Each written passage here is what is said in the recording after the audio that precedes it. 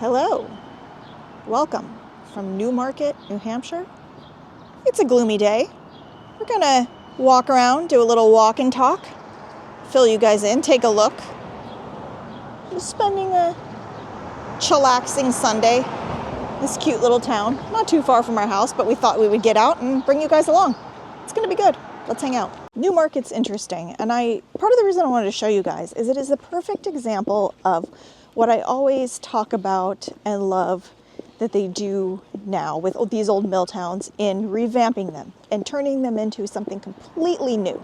There are other towns like this, but this is the quintessential perfect example of old mill town, had its heyday, lost its heyday, rebuilt, and now it's really quite lovely. So we're going to talk about that, take a little walk, do a little update.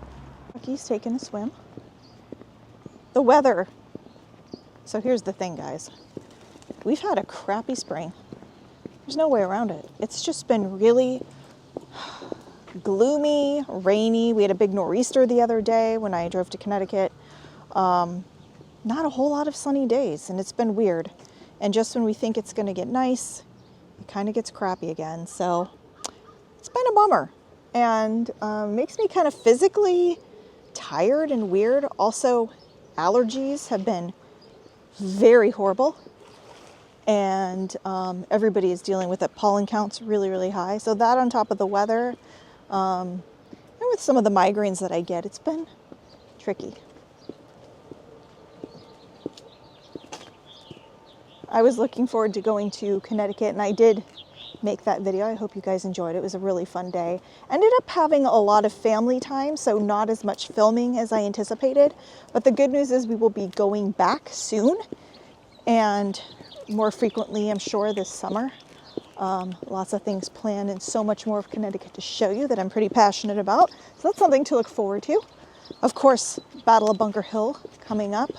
It will not be celebrated on June 17th, the actual day of the anniversary, but rather the following weekend, and it's going to be in Gloucester, Mass, which we love. So that's going to be really, really fun, and they're trying to make it the biggest Bunker Hill reenactment that they've ever had. Thousands and thousands of reenactors from all over coming, so that's another fun thing to look forward to, and so many other things in between as we follow the 250 timeline. But look at how beautiful Newmarket is. We'll get a closer look, but from here you can see some of the old factories. This was, in the early days, a hub for timber and dried fish. And you can see the river here. It was really prosperous. Fast forward to the 1800s, and there was textile and cotton mills, like a lot of places. If you guys watched my Manchester, New Hampshire video, we went to the world's largest cotton mill. We kind of talked about some of that. You see that frequently throughout the area, but they in fact had cotton mills here as well. Part of the problem, though, was that the cotton they were getting was from the South, and as the Civil War broke out, you know, rut-row, disrupted shipment from the South coming to the northern states for the production and turning the cotton into items. So it kind of hurt the town a little, and it got a little how should I say, junky in between. But in recent years, and as you can see, this has turned into quite the affluent little place, and is having a new heyday. And they use those old mills as business spaces, high dollar apartments, condos, things like that, which I think is great and pretty cool. It's nice to have life in them. This could easily be a junky rundown town, and it's not. It's really lovely, as you'll see as we take a look here. Oh, also the Timberland company, like Timberland boots and jackets and stuff, they had their headquarters here, and their products were manufactured here. They have now moved. They are in nearby Stratham in kind of a more industrial warehouse, but one of these factories over here was theirs at the early conception of the company. Absolutely no dogs in this park, and no feeding waterfowl. Okay, that's not fun. Noah, you see this? No dogs. That's not nice. What do you think about that policy? Rude. So rude. Actually not cold out today. It's strange out. Mild-ish, it's like 60 degrees, but when the wind blows it's cold. However, you can see it is very gloomy skies we're working with. And, you know, talking about some of our plans getting derailed, life happens. We were just in Connecticut, got home last night. We were going to go to one of our favorite museums, the American Heritage Museum in Hudson, the place that started it all. And hey, we are celebrating 1 year of that History Chick on YouTube. And I just am feeling so blessed and thankful for you guys who watch. And I've got a lot of new subscribers. So if you are new, thank you and welcome. I am that History Chick. I make historic content, a lot of on-location historic sites and events throughout, touching on all different topics. Everything has a history, but I do specialize in the 18th century, American and British history, and there's plenty of that right here in New England where I live. We do venture out occasionally, and sometimes I throw in something random and fun. You guys may have seen my newer video. We went to a Sox game. Do you guys like stuff like that? Just hanging out and kind of more like a regular daily vlog type of thing? Or do you think I need to stay in my lane, so to speak? Let me know. I don't know. I might start, you know, doing other random things here and there as time goes on. I try to mix it up. But yeah, a year. And, you know, it all started at the American Heritage Museum. They're a wonderful, wonderful museum and organization. They do a lot for veterans, the military in general, history, and wonderful reenactors are often part of what goes on there, including my child who loves to get involved with his reenactment group for World War II. But it just didn't pan out because we got home late and we were tired and feeling the effects of allergies and kind of the weather, and decided to just have this chill day. But then we did end up getting out today, and here we are. So that's where we're at this juncture. But the day is young and we're still going to turn this around and have some fun. We're not big planners. We're very kind of chill, last minute type of family. So that's kind of evident in the way the day's going. Since the time of the Wampanoag and Squamscott Indians, weirs have been employed on the river to catch fish. But in recent memory, this particular site has always been called Chickswear. Like, what? Chick? I like that. I approve of that name. Leonard Hayes worked on the river with others some 40 years, fondly remembered for the fish and friendship he continually provided, donning his waders soon after, it's hard to read, fresh smelt to the town people. Like I said, huge fishing area. And the device that they're talking about for catching the fish that was used by the native people is this. I know it looks like a tiki head. Very interesting. But that contraption apparently aided in the collecting of said fish. It consists of almost 1,200 poles set in the river bottom, perpendicular to the current. Nets hung from these poles and the migrating fish channeled into the traps or pockets. The pockets which sit in the walls hold the fish until the low tide, when the fisherman scoops them out with his boat. Interesting. My parents lived in Kodiak, Alaska for a while, and I got to learn a lot from the awesome native folks there about the different ways of fishing, and there's a lot of modern ideas and controversy over dragging or set netting. If you guys are fishermen or have been to Alaska or are familiar with subsistence living, you guys will know what I mean, but there are many different ways, and it sounds like that's kind of the way that the native population did it here. So that's, that's personally interesting to me. There's a whole bunch of baby ducks right here. They are so cute. Spring ducklings. Oh, ducks are very sweet creatures. There's a few in the water, 3 of them. This bench is this gentleman sit and rest a while in memory of Richard Shonda, aka Joe Dix. So he fished these waters. What is going on here? Oh, wow. Some kind of osprey? They don't have blue herons here, like in Oregon and Washington. What do you think? What do you think that those are? Some kind of osprey? Yeah.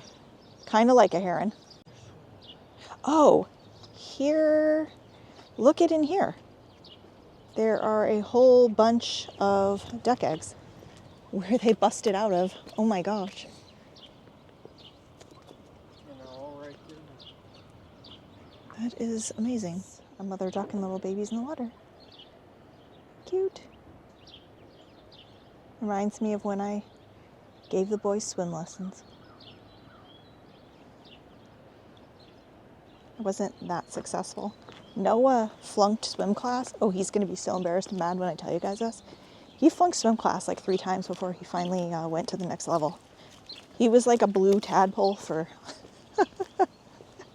He didn't become a frog till like the 4th try. This apparently is called the Richard Shonda Conservation Park, where the Lamprey River meets the Great Bay. Okay, so it is the Lamprey River. I was like, is this... Yeah. All right. That's what I thought. I wanted to confirm. I want to give you guys that intel. And take a look at town. I know Noah's eager to go into a vintage shop. So we're going to do that and some other stuff. It still amazes me that, you know, kids... Well...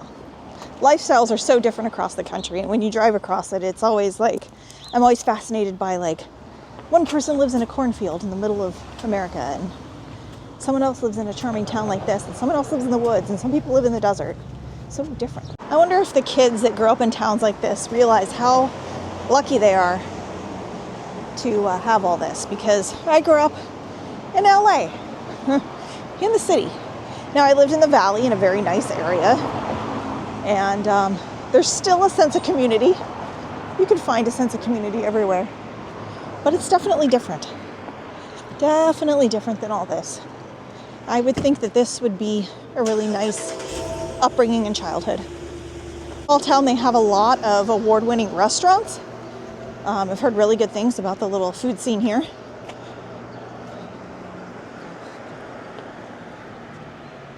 It's a building from 1840. Meets my house brick and stone building, structured by Benjamin Maths. Millinery shop. Ooh, I'd like that. Public art. It's up here, which is cool.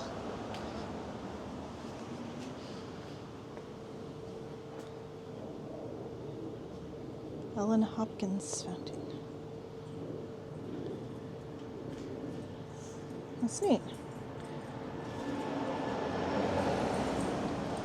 For a little while, I also lived in Claremont, California, and if you guys don't know, like, that actually, for a place, you know, in California, has the town feel like this with shops and restaurants, and that was really different than coming from the valley, but yeah, everywhere's different. All right, we're gonna go in here and check it. No surprise, Noah's couple things in the vintage shop. Nice lady. They've only been open since August, and he got a couple things, so he's happy. And we're looking over here, and we're like, what is this thing in the side of the rock? So we are going to see what this thing is. Civil War, is that like a roster of deaths? Yes. Oof. Very poignant to Memorial Day. I hate to say Happy Memorial Day. That never seems appropriate, but maybe blessed Memorial Day for the memories of those. And, you know, Memorial Day kind of started after the Civil War. This here on the ground says, War of the Rebellion Memorial. The monument honors 290 townsmen who volunteered for the Union cause. At the end, the town lost 22 men killed in action, 9 dead from disease, 40 severely wounded, 86 disabled, and 12 POWs. Oh, man. I'm loving that they have plaques on everything. Newmarket Engine House. Property has been protected with the assistance from the New Hampshire Land and Community Heritage Investment Program. And this is a... Look at the cool vintage sign. I know. This is another hallmark town, I would say. Engine House, 1852, built against Zion's Hill, the first Newmarket fire station and the home of Tiger No. 1. Hand pump fire engine called a hand tub, purchased by the town in 1852. Both Tiger No. 1 and Granite No. 2, owned by the Newmarket Manufacturing Company, fought the Great Fire of 1866, which leveled every building from Tasker Lane to Depot Square. Oh, so that means there was a whole bunch of colonials, and they burned down. So the ones that, you know, some of you see are reproduction or not even colonial, they're built later. One of the, Cheswell store, owned by Wentworth Cheswell, a town selectman, thought to be one of the first African Americans in the county elected to office. That's notable. Moved in 1849, the building has housed a workshop, doctor's office, music studio, several stores. Huh. Stone buildings. I think because probably after the fire, they were like, we're not doing that again.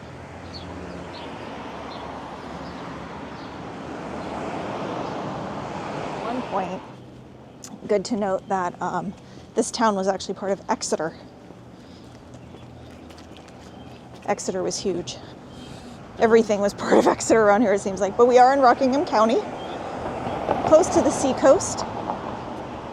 We are just west of Stratham and south of Durham, where the University of New Hampshire is. Stone School Museum, built in 1842 as an elementary school, continuously used as school until 1965. Early American architecture and masonry. I think that's where they have all the concerts. And it's right up there. Oh yeah, the Stone School. That's, yeah, they do shows, like concerts in that thing. Definitely see, based on the topography of this place, why native peoples would have been attracted to it for the fishing grounds and the trees and the layout. And then, you know, later on having the mills with the water to cool everything and bring boats upriver, trade and timber. It's making a lot of sense. You take the river from the Great Bay, and the Great Bay, guess what it goes into? The ocean. The ground floor of this structure was Frank Durgan's grocery store, 1894.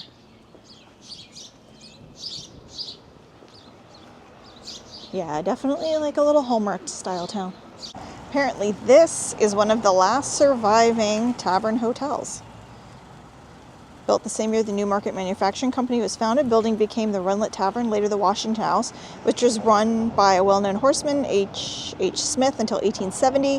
When it became the Silvers Hotel, G.H. Wiley purchased the hotel in 1902, adding electrical bells, hot and cold water, steam heat, and a livery stable. That's really cool. I almost forgot to tell you guys, it is named after Newmarket, the town in England. Noah just said to me, this kind of reminds me of Leeds, with like the Leeds, England, with the building styles. And I was like, oh, that made me remember something. Known as the Great Weave Shed, No. 8 Mill, which produced silk linings for caskets, fur capes, and men's hats, was once the largest single textile room in the world, covering 5 acres. I actually thoroughly enjoy days like this that are just kind of last minute and literally involve walking around towns and talking about history. It's kind of some of the basis for my channel. You know, a lot of people have channels that present history in different ways. And a lot of times it's a guy in a basement, you know, maybe a flag or a poster behind him, and he's talking and inserting clips. And there is a place for that. I'm not saying anything bad. But, you know, if you guys are new, or just finding me, or, you know, want to know, this is what I do. I kind of go on location. I'm not bragging, I'm just, stick with me here. I go on location, go to places, and I talk about the area, the history. Sometimes there's an event going on. Sometimes we're just perusing, talking about local history or what we see. And I think it's fun. I try to keep it real and keep it fun and light, so that history can be presented in an engaging way. And if I can make history fun, I have done my job as a historian. And if I inspire you or motivate you to get out there in your own towns and explore, then I've definitely done my job, and that makes me really happy. So hopefully you guys, you know, I'm just reflecting on this year that I've been doing this, and it's been really fun, and I appreciate you guys so much. And when you guys leave me comments, and some of you that regularly I enjoy some back and forth with, you have no idea what that means to me. I really, really appreciate it. So thank you so much. I'm not done. I'm just Thought I'd throw that in there. All right, back to the sign. See, Mill 8's gone. Yes. That was right there. Yeah. Mill 8's gone. The house is still there, though. The mill agent's house. You can see it Okay. across the street. Yeah, this is cool. I like this little layout. So these are all here. Yeah, that's all this. And so this one right here, mill number 3.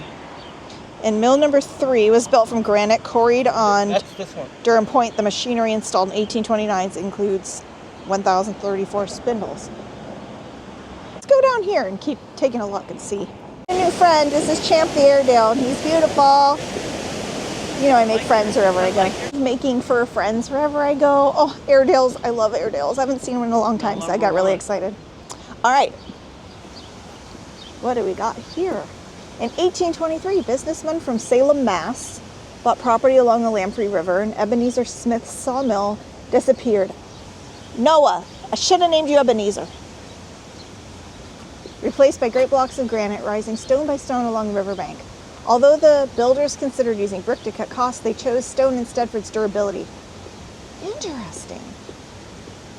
Main Street was moved from the river's edge to its current location. Industrialization was underway. Newmarket was becoming a company town.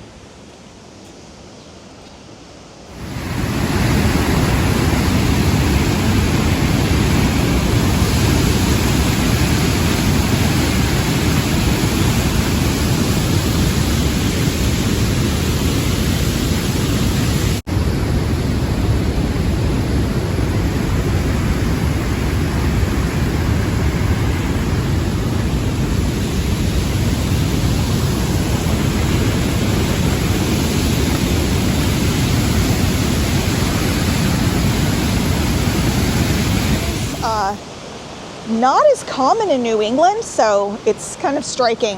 Definitely more, you start seeing them when you get into like Pennsylvania, but if you go to the UK, pretty much everything is stone. And Edinburgh architecture is a whole thing, and that's all stone. Seems to be the back side of these. I think we're gonna go back up top, and there might be plaquage. I don't know if we can go in any of these, if they're like businesses. We'll check into my little friend walking there. It looks like they've got an upholstery shop in here, which is cool. Going back to its original heritage. Some other businesses. Chocolate boutique. What the heck? It's a chocolate boutique. Mill number 4. Is that a fancy way of saying chocolate shop? This is mill number 4. Unlike the town's first 3 mills, which were built with granite blocks, quarried from Durham Point number 4, mill was constructed from local trap rock. By 1869, when the building was completed, Newmarket's mills were running 39,000 spindles and 906 looms, producing 160,000 yards of cotton cloth each week and employing about 500 people. Looks like we can... Look at the old scale. Oh, wow. Showroom in here. Businesses. It's just cool to be in here, though. To be like in the mill. It's nice and warm, too.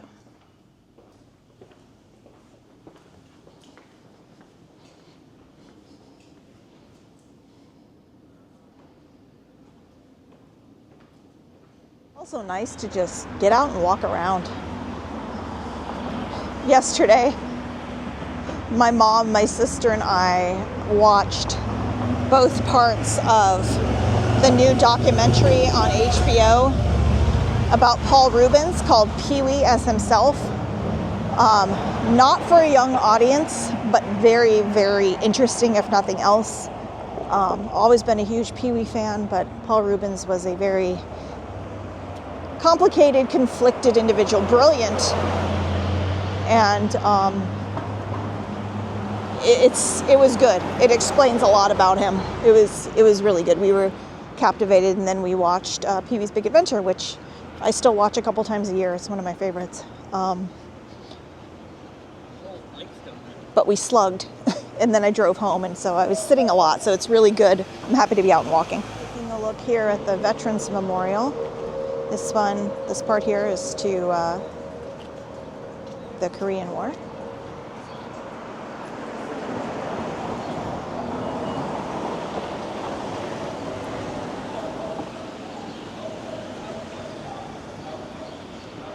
is in memory of those who served in Vietnam. It's their memorial for World War II. A lot of names on that list. Of course, this is World War I. Yeah, Kay said a lot of names for a small town, absolutely. World War I. Oh, I mean, no conflict is ever like, you know, a good thing and you're gonna have loss of life, but World War I was... All the same name, last name. Right here. Yeah, I don't like to see that. That's... Mill number 5 says originally only 2 stories high. Number 5 mill started with a few looms making a soft, thin silk called pongee. Sounds like something from Star Wars. Pongee. It's like Ganji Club.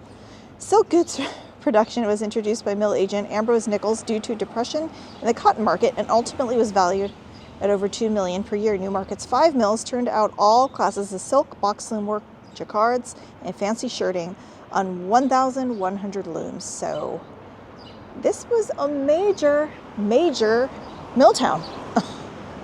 A lot of production going on. You know, provided a lot of work and jobs. It's working class. It is definitely more upper class now. And people are living in these mills in very expensive condos. If the people that worked in these mills could see it now, they'd be rolling. I like the old Richard Scarry books too. Like there's the post office, behind us is the library. You've got the church, and you've got the stores, and kind of everything is neatly put together in one area. Like Richard Scarry or Hallmark. You know, where the girl falls in love with the guy from high school she hasn't seen in forever, and she's got to save her store from going under. That kind of a town. I'm doing something I honestly don't know that I've ever done or haven't done for a very long time.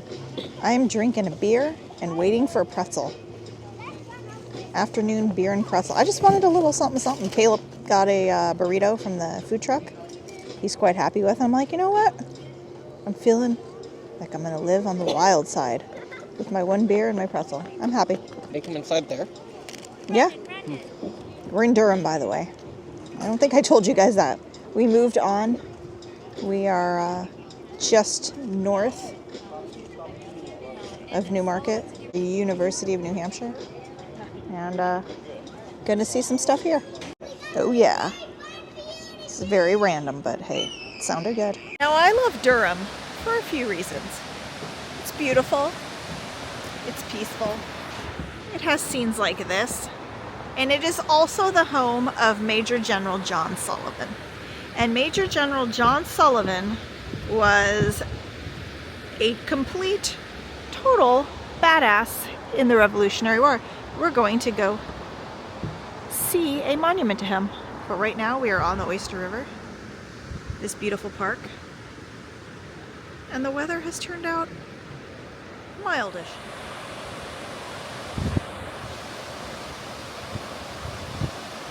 Probably traveled like 10 minutes up the road from Newmarket where we just were. So not far. There's some nice plaquage. Cool that the houses depicted there, they're still there. They're right up there. We just saw them. And that's the thing that just amazes me about this area is like the evidence of the past can still be seen everywhere. Amazing. Guess from his name, John Sullivan, that he was descended from Irish immigrants. And John Sullivan, he served mightily during the Siege of Boston, the time we're in, following my 250 timeline. He was very active during these times, but he also served throughout the Revolutionary War for independence. Here you can see on this nice New Hampshire road marker some information about Mr. Sullivan, Revolutionary patriot, soldier, politician, first Grand Master of Masons in New Hampshire, and a resident of Durham. He left the Continental Congress to serve under Washington from Cambridge to Valley Forge. He was on the scene right away, went down there and he said, "Sign me up, Georgie." After retiring from the Army, re-entered Congress, then served 3 terms as governor of New Hampshire, led fight for ratification of the U.S. Constitution, became a federal district judge. And yes, he was big into personal rights and constitutionalist, all around great and interesting guy, and he is buried right here. Here we go. In memory of John Sullivan, born 1740, died 1795. Upon this site, the meeting house under which was stored the gunpowder taken from Fort William and Mary. You guys remember that? John Sullivan, I'm telling you, involved early on, and amazing, amazing man. Now, just to give you an idea, I mean, Sullivan, not only did he serve in the Siege of Boston, and during the Siege of Boston, to get our people out, you know, it was March 17th, 1776, and the password, St. Patrick, being a nice Irish boy and it being St. Patrick's Day. So some very interesting connections to Irish American history there. Really was one of the heroes of the day. Again, no shots fired during the Siege of Boston. That's something that we'll talk about when the time comes, but you know, just to touch on it, it was a series of miracles. Right men at the right time, the weather, there was a few factors, but that whole thing was really amazing. He was also involved in the invasion of Quebec, Battle of Trenton, Battle of Princeton, Staten Island, Long Island, Germantown, Brandywine, the Battle of Rhode Island, and the Sullivan Expedition. The stripstone from the former Marsden House, the people of Durham, on May 31st, 1976, deposited to vault to be opened on the nation's tricentennial in 2076. So there's a time capsule, which, would anybody care if I opened it early? Because I really want to. Now, John Sullivan did not build the house, and he was born in nearby Somersworth, but purchased the home in 1763 and lived in it the rest of his life. So this is a memorial to him. He's actually buried down here in these tick-infested woods. I stopped here one time with the boys, and we were kind of tromping around, and the owner of the house was really nice and told us all about it and let us, you know, well, cemeteries are free reign. Legally, they can't technically stop anybody from going on there, but it is on their property, and they were nice and said, oh yeah, go take a look. So we did go in there. There's a lot of debris back there and kind of building material and trash and stuff, and the grass is very overgrown. I wish that they would cut it down, but they are buried back there, John and his family. And John Sullivan goes on to become governor of this incredible state we live in, New Hampshire. So to say that he served this country well is an understatement. I mean, he put his life on the line, helped with the siege, getting the British out of Boston, served in many major battles of the war, and then went on to become governor. And we love him for it. Mixed feelings on these places being private residence. I'm glad that it's lived in and taken care of. On the other hand, I wish it's something that the public could get to and enjoy. I kind of wish it was a house museum. John Sullivan was super important, and I think it brings attention to the people when they are open and available. You know, a lot of people know founding fathers that their houses are accessible, that they can go to, that have museums and things. And when they don't, it just seems like they don't gain the same amount of popularity. And I think part of that is because, you know, again, the public just can't get to them. So, you know, how do they get the recognition? So, yeah, it's better than it just laying in ruin. I'm glad that, you know, it's being heated and cooled, and that people are taking care of it, and that it's in its original condition. It's very cool. But kind of wish I could go in it myself. Get over here on his phone. Teenagers, man. John Sullivan, you know, going back to him, he was known to be quite the little whippersnapper. I mean, he led that raid. You guys go back and watch my video about the raid at Fort William and Mary, now Fort Constitution. You know, months before shots rang out at Lexington and Concord in December of 1775. He led that, and it took some serious cojones to, you know, do something like that. And shots were actually fired at that, if you guys remember. Nobody was killed, but, you know, they went against the ruling military of the time and the ruling government. Sullivan's like, let me at him. And it was a success. We took down the British flag and raised the continental colors. So, you know, and as an Irish immigrant, his parents really appreciated this country, and they would have been well aware of what the English had put the Irish through. You got to think that that's a factor. Whatever the case, really appreciate him. And on this Memorial Day, you know, he didn't die in battle, but and you guys, there's Veterans Day, there's Memorial Day, and there's the 4th of July. They all have different meanings. Memorial Day, remember, it's for those who fell in battle. But a good time to reflect. Good to think about people that came before us and paid the ultimate sacrifice, and we're so appreciative for all of them. And if you were a veteran, I will thank you on Veterans Day. Look how pretty this is. Really nice. Walking off my beer and pretzel. I'm going down on the dock over here. Honestly, I've never just been like, it's the afternoon, I think I want a beer and a pretzel. That was very random of me. Feeling a little wild. I mean, the other day I went for a carousel ride in the middle of the day, and now I'm having beers and pretzels. Whoa. Must be like a... Want to go on the dock? Must be like a midlife crisis. If this is all my midlife crisis amounts to, I'm doing okay. Oh, I see a plaque. You know, it's easy to imagine this place throughout time. It probably hasn't changed that much. There is the back of the house there, too.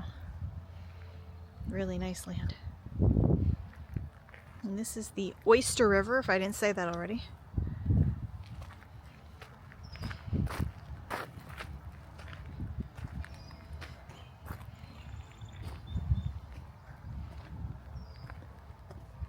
It's a really nice college town. You guys have kiddos that you're thinking, where are we going to send them? It's a great area.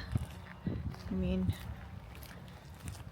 it's a really nice state school. It's actually the most expensive state school, and fun fact, that's not so fun, they don't give in-state discounts, which is really weird. Most states, if you live in the state, you get an in-state tuition discount. They don't do that here, probably because they just don't have to. So it is kind of spendy, but it's in a really nice town, and you know, when you think about sending a kid off and where they're going to live, it's a nice, safe place, so it's worth noting. You having fun? Town boat. That's for search and rescue. I hope that's not for search and rescue. Got a little water. It's only got one oar left, so it's gonna be rough. And the oar is like, Half broke. yeah.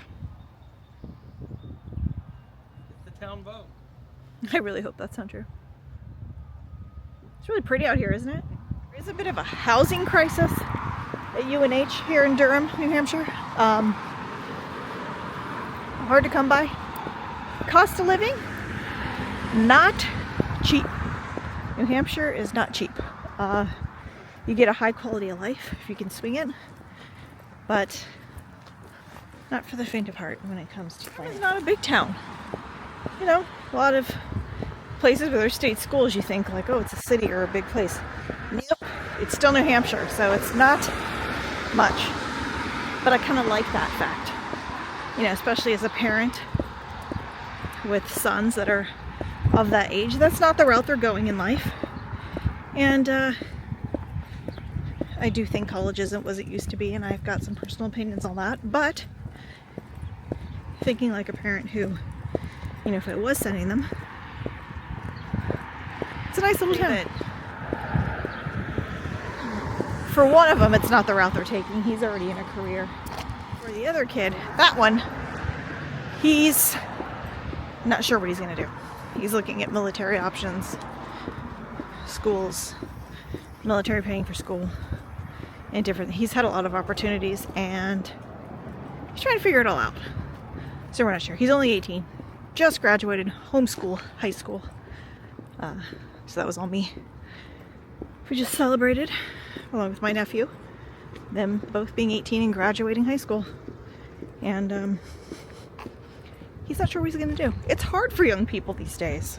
It's not like it used to be. And he's weighing all his options. Look in cemetery here across the street from the brewery and food trucks. But I don't see any path. And I really don't want to get ticks. And the grass is kind of high. So I think I'm going to leave you here. Like Patrick Henry, I know of no way of judging the future but by the past. Thanks so much for watching, guys. Like, share, subscribe, always appreciated. See you soon. Bye.